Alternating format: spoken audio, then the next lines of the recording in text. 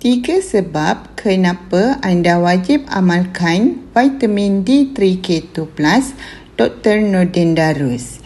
Yang pertama, ia merupakan gabungan D3 plus K2 untuk membantu tulang dan jantung sihat.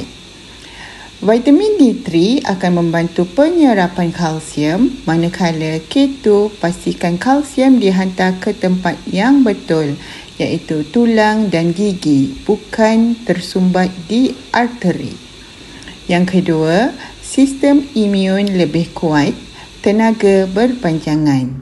Vitamin D3 dikenali sebagai vitamin cahaya matahari, penting untuk sistem pertahanan badan.